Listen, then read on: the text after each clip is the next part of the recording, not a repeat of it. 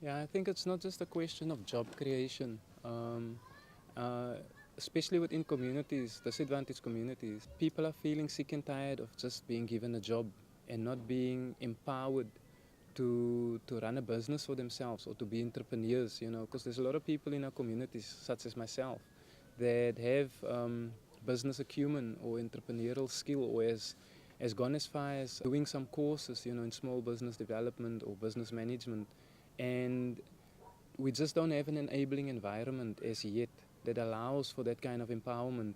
If you look at Hout Bay, for instance, if you look at the harbour area, it's still very much monopolized by rich white business owners that put Zimbabweans there, you know, in the informal trade markets.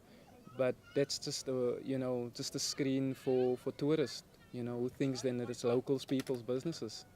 And then if you look at the business area within Hout Bay, the valley area, it's also predominantly white owned, and the rental is extremely high.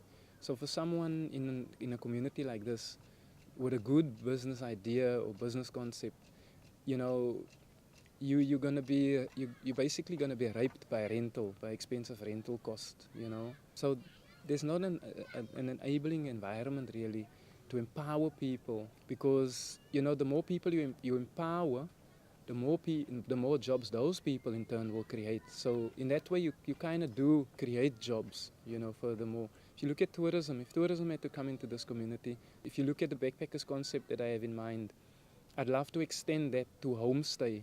So, you know, people that have a room available can also accommodate one or two tourists as part of the backpackers initiative.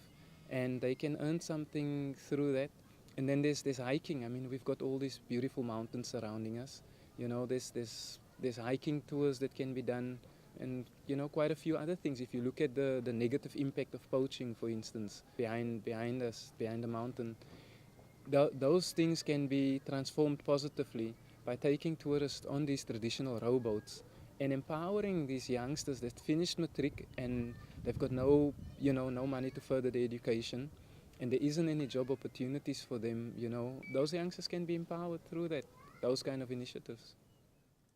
Se sepanqa sonke sepanqa sonke sepanqa sonke sepanqa